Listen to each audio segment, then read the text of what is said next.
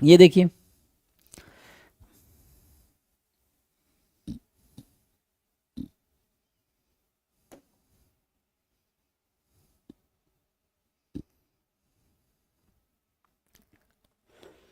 एक मैट्रिक्स है, assume that rank of A is 1, so what does it imply, A का rank 1 है, so there is just one linearly independent row, है ना, there is just one linearly independent row. तो यहाँ 2 रोज हैं, तो एक ही इंडिपेंडेंट है, इसका मतलब दूसरा एक पे डिपेंड कर रहा है, second one is multiple of the first one. Two vectors are dependent if and only if they are multiple of each other, two vectors are dependent if and only if they are multiple of each other, they are 2 rows और rank 1 है, इसका मतलब number of linearly independent row is rank. So एक rank है, इसका मतलब एक ही रो independent होगा, मैं दूसरा वाला रो पहले वाले पे डिपेंडेंट होगा, तो रो एक वेक्टर है, दूसरा रो भी एक वेक्टर है, सो एक दूसरे का मल्टीपल होगा। तो कहने का मतलब ये हो गया कि यहाँ पे जो A1 A2 A3 वैक्टर है वो some constant time B1 B2 B3 vector होगा for some k belongs to R। ये एक रिलेशन आया इसकी वजह से कि जो A1 A2 A3 वैक्टर है वो मल्टीपल है B1 B2 B3 का for some k belongs to real number, ठीक है। अच्छा, अब आपको दे रखा है x such that ax is b, तो इसको आप जानते होंगे, ये आपका नल स्पेस है, this is null space of matrix A.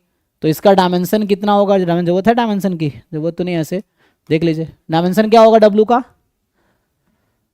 Nullity और rank plus nullity number of columns, A में कितने कॉलम है 3, 2x3, तो डायमेंशन 2 का तो W होगा, तो W का 2 होगा ना, क्योंकि there are 3 columns, so rank plus nullity is equal to number of columns, number of columns है ना फिक्स है। सो ये डायमेंशन तो 2 आ गया, मतलब नल स्पेस W का डायमेंशन 2 है, ठीक है। अब पूछ क्या रहा है, W1 आपको दे रखा है, W2 दे रखा है। अब यहाँ पहला स्टेटमेंट है W, तो देखो अगर मैं W1 इंटरसेक्शन W2 लिखूं तो क्या मतलब, ऐसे x वैक्टर जो दोनों में हो, तो इसका मतलब A1 x1 plus A2 x2 plus A3 x3 0 and B1 x1 B2 x2 B3 x3 0।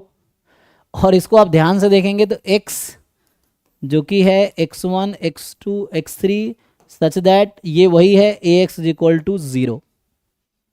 ये मैं लिख क्या रहा था, W1 इंटरसेक्शन W2, और किसके इक्वल आ गया, ये W के इक्वल आ गया, चेक कीजिए। तो पहला स्टेटमेंट तो ट्रू है, this is a true statement. दूसरा कह रहा है W1 W2 semi vector space है क्या, तो चेक कीजिए, उस कंडीशन को यूज कीजिए आप। A1 is k time B1, A2 is k time B2, A3 is k time B3। तो यहां जब आप रखेंगे, चलो यहीं रख लो, A1 is k time B1, k time B2, k time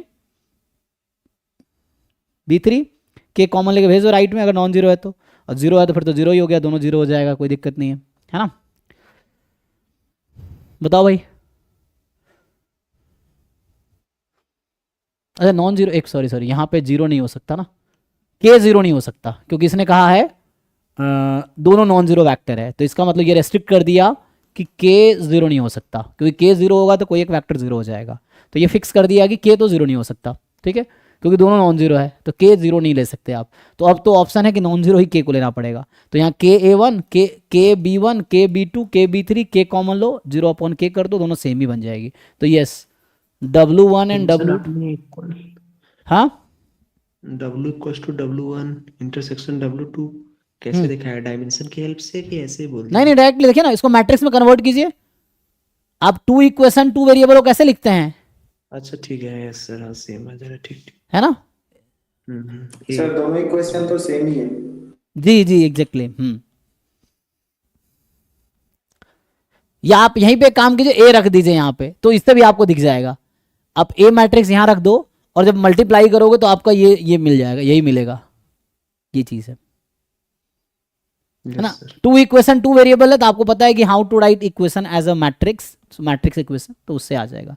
so A matrix into x1 x2 x3, तो उससे आ जाएगा। So this is the this system, ये जो दोनों मिला के है ये ax बराबर 0 है, तो इसका मतलब है कि इंटरसेक्शन इक्वल है W के।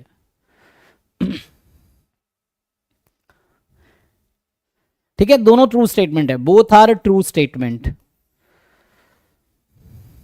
तो रैंक यहां इक्वल कर रहा है ड्यू टू रैंक, ठीक है, और बाकी ये बिना रैंक यूज हुए हुआ है, इसमें रैंक का कहीं यूज नहीं हुआ है। इसमें सिंपल हमने इंटरसेक्शन लिया, मतलब first condition and second condition both should satisfy, दोनों एक साथ लिख दिया और फिर उसको मैट्रिक्स फॉर्म में कन्वर्ट कर लेंगे तो डब्ल्यू ही बन जाएगी।